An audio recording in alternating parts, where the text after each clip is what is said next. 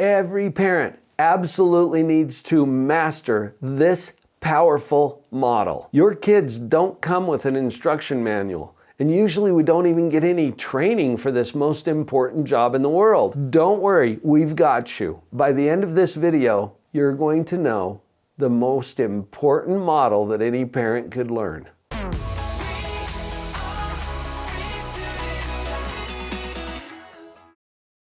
I am a professional psychologist. I've been coaching parents and working clinically with parents, families, and children for the last 3 decades. And what we need to understand first is the interplay between control and maturity. Look at this graphic.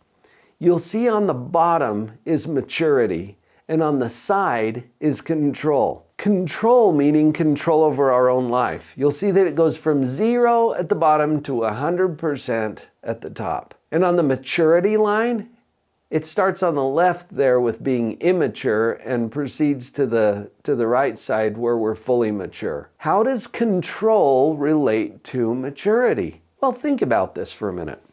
When you're first born, when you're a little bitty baby, how much control do you have over your own life? Yeah, zip, zero, nada, hardly any.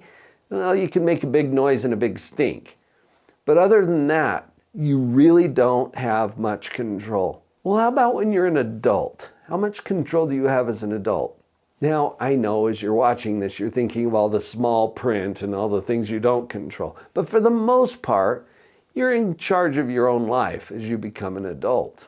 Between birth and adulthood, we gradually gain more and more control over our own life. Between birth and adulthood, we gradually gain more and more control as we become more mature. That's what the graph indicates. Now, the part of the control over the line is the part other people take in our life. The part under the line is the part we have for ourselves. As I talk through this model, you might want to have a copy for yourself. And I've got a full color copy that I'm going to share with you. If you'll go to the URL on the screen, I'll put it right in your inbox. drpauljenkins.com/stages.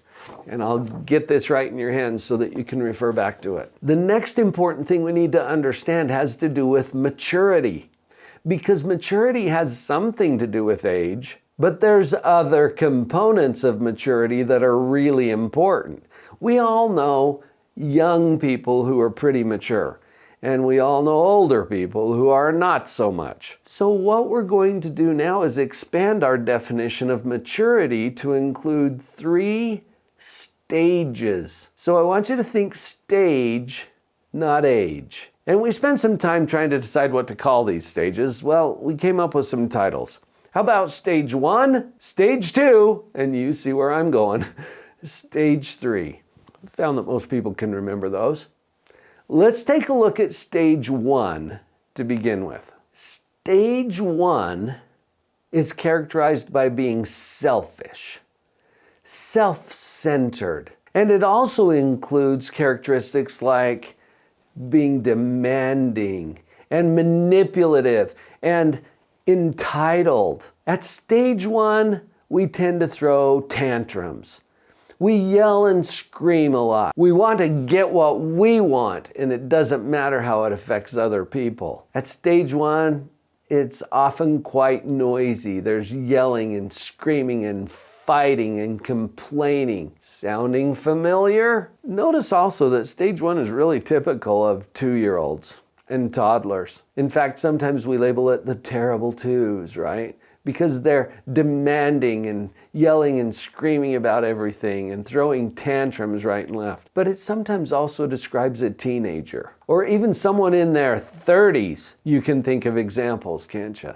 So let's think stage, not age. Stage 1 represents that lowest stage of moral development. I also want to add here that it's totally appropriate for 2-year-olds to be on stage 1. Creates a little problem if a 17-year-old is on stage 1. At stage 2, we stop fighting and start cooperating. At stage 2, you don't want any trouble. You want to keep the peace. And so you'll go along with reasonable requests At stage 2, you have a general level of respect for authority or people with power or control. At stage 2, you're willing to negotiate, you're willing to work things out, maybe come up with a win-win solution. You'll notice at stage 2, the line is starting to creep up a little bit with how much self-control there is.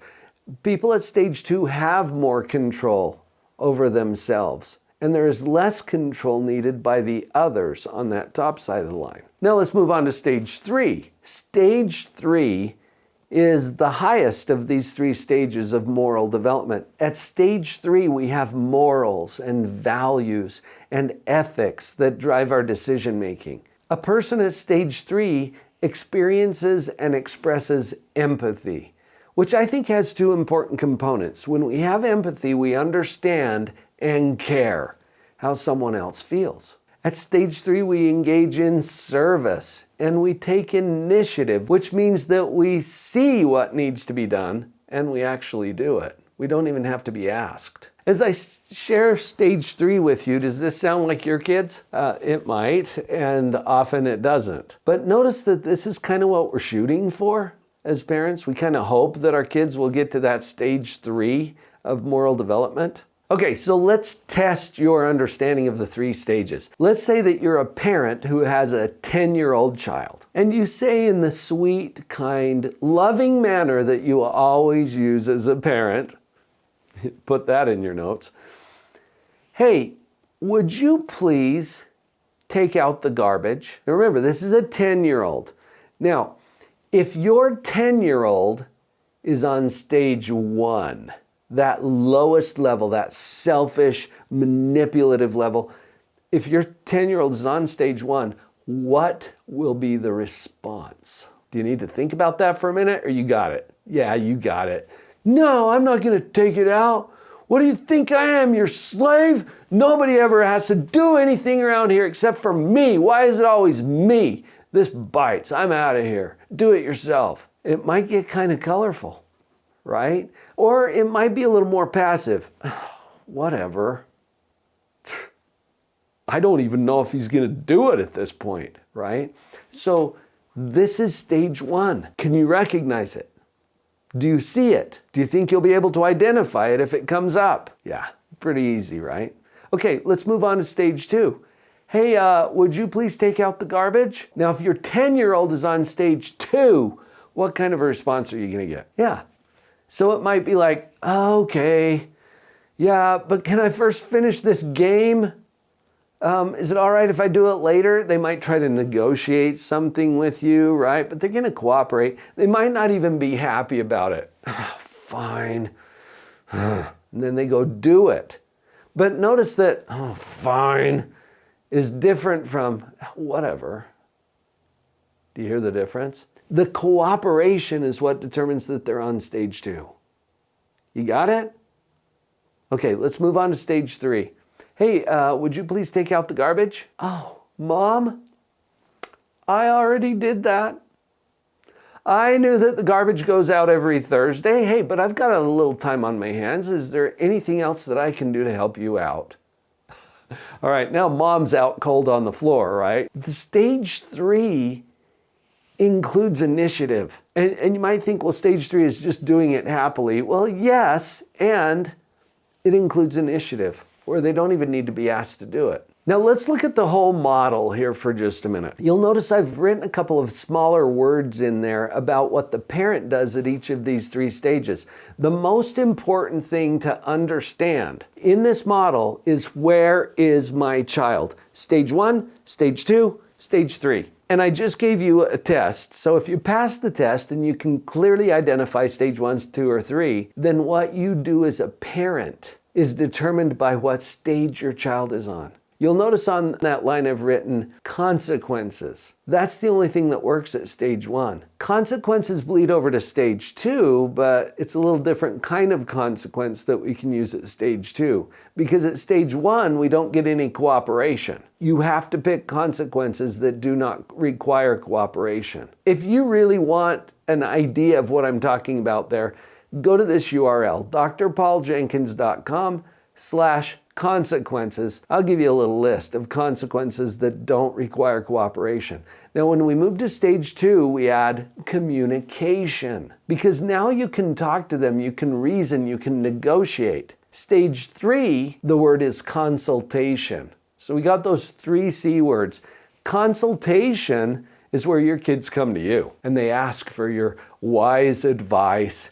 And of course, you share it with them, and then they leave feeling so profoundly grateful for the awesome influence that you are in their life. And then they go home to their own 5 kids, right? Now, it can happen before they are adults with their own children. But those 3 C words, consequences, communication, and consultation, is what you do as a parent depending on what stage your kids are on. It's important to determine where they are. Remember, it's about stage, not age. Remember to grab the model. drpauljenkins.com/stages.